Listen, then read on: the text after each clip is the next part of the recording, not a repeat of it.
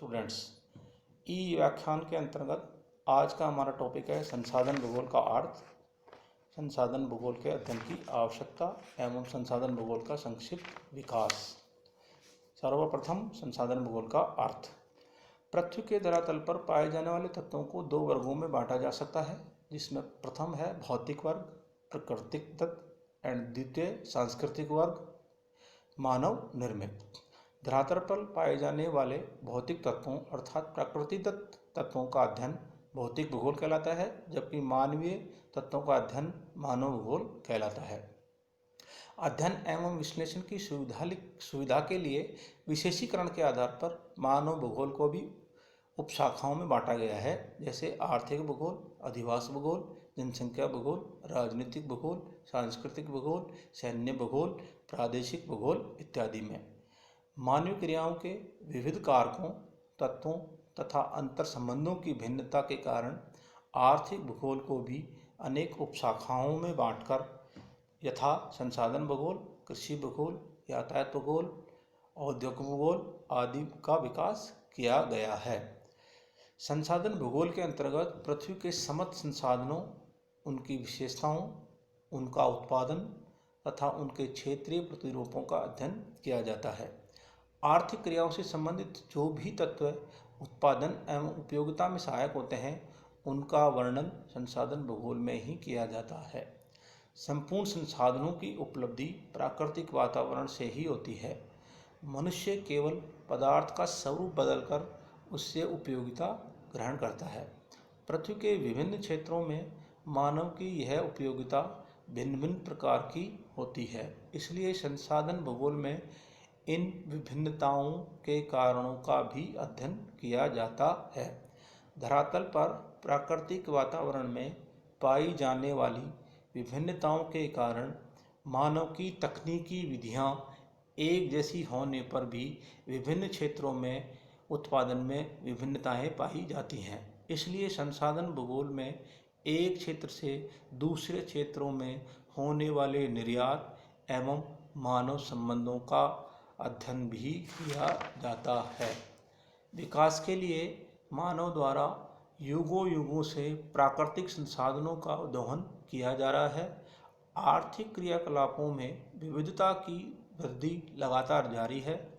उचित नियोजन तथा प्रबंधन के द्वारा पृथ्वी के प्राकृतिक संसाधनों को वर्तमान एवं भावी पीढ़ियों के लिए संरक्षित करने हेतु संसाधन भूगोल की लोकप्रियता में वृद्धि हुई है। संसाधन भूगोल के अध्ययन की आवश्यकता। विश्व में तीव्र गति से बढ़ती जनसंख्या के कारण जैविक संसाधनों पर भारी दबाव पड़ रहा है। इस बढ़ते दबाव के फलस्वरूप कृषित भूमि में कमी, वनों का विनाश, ऊर्जा संकट तथा पारिस्थितिकी असंतुलन उत्पन्न होने लगे हैं, जिससे विश्व के विकसित, विकासशील एवं पिछड़े देशों में विषमताओं में वृद्धि दिखाई देती है। विभिन्न देशों में बढ़ रही आर्थिक विषमताओं के समाधान के लिए प्राकृतिक संसाधनों का नियोजन, प्लानिंग ऑफ नेचुरल रिसोर्सेज करना ही एकमात्र उपाय है। चूँकि संसाधनों के वितरण, विकास तथा उपभोग प्रतिरूपों में क्षेत्रीय भिन्नताएं पाई जाती हैं, इसलिए संसाधनों के मूल्यांकन के लिए नियोजनकर्ताओं द्वारा विवेकपूर्ण विधि तंत्र अपनाने में भूगोलवेत्ताओं के विचार सहायक सिद्ध होते हैं। किसी भी प्रदेश के आर्थिक विकास में वहां पर उपलब्ध प्राकृतिक संसाधनों की महत्वपूर्ण भूमिका होती है। इसलिए विभिन्न देशों की बदलती हुई आर्थिक दशाओं को जानने के लिए वहाँ के प्राकृतिक संसाधनों की विश्वसनीय जानकारी होना आवश्यक है। प्राकृतिक संसाधन स्थिर न होकर क्षयशील होते हैं, इसलिए भिन्न भिन्न आय वाले कुछ देश प्राकृतिक संसाधनों की कमी को व्यापार, पूंजी, दक्षताओं और स्थानापन्नों सब्स्टिट्यूट द्वारा पूरा कर सकने का प्रयास करते हैं, किंतु फिर भी आर्थिक विकास के लिए नियोजन तथा निर्णय लेने में प्राकृतिक संसाधन ही महत्वपूर्ण माने जाते हैं। इस प्रकार संशोधन भूगोल का अध्ययन दो मुख्य समस्याओं के समाधान के लिए किया जाता है। प्रथम, बढ़ती हुई जनसंख्या की विविध मांगों के लिए संसाधनों की पूर्ति किस प्रकार से हो ताकि मानव की अनगिनत जरूरतों की पूर्ति हो सके और मानव का जीवन स्तर ऊंचा हो सके। द्वितीय, प्राकृतिक संसाधनों का नियोजन राष्ट्रीय दृष्टि से किस प्रकार किया जावे ताकि आने वाली पीढ़ियों को पारिस्थितिकी संकट न उठाना पड़े। अतः संसाधनों का नियोजन मानव की वैज्ञानिक एवं तकनीकी बुद्धि पर निर्भर करता है, जबकि संसाधनों की उपयोगिता एवं संरक्षण राजनीतिक नीतियों पर निर्भर करता है। संसाधन भूगोल का संक्षिप्त विकास।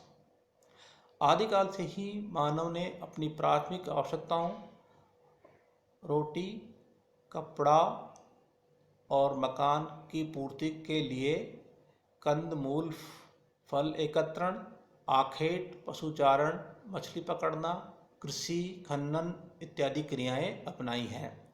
मनुष्य अपने जीवन यापन के लिए जंगलों, चरागाहों, जलाशयों, कृषि योग्य भूमि इत्यादि की तलाश में सतत प्रयत्नशील रहा है। इसके फलस्वरूप मनुष्य अपने पर्यावरण के संसाधनों और प्राप्ति के क्षेत्रों से परिचित हुआ है। आरंभ में भूगोल की केवल दो शाखाएं भौतिक भूगोल और मानव भूगोल ही विकसित हुई थी। अध्ययन में विशेषीकरण के लिए 19वीं शताब्दी के उत्तरार्ध में मानव भूगोल में ही आर्थिक भूगोल का विकास हुआ।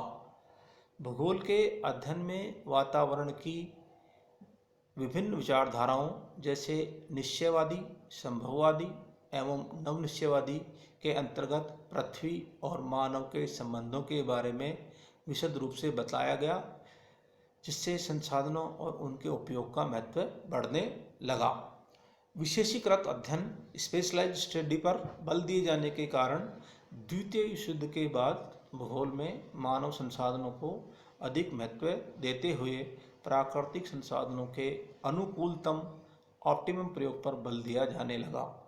मानवीय प्रगति को ध्यान में रखते हुए संसाधनों के आकलन और उनके उपयोग को महत्व दिया जाने लगा। इस प्रकार संसाधन भूगोल उत्तरोत्तर विकसित होता रहा।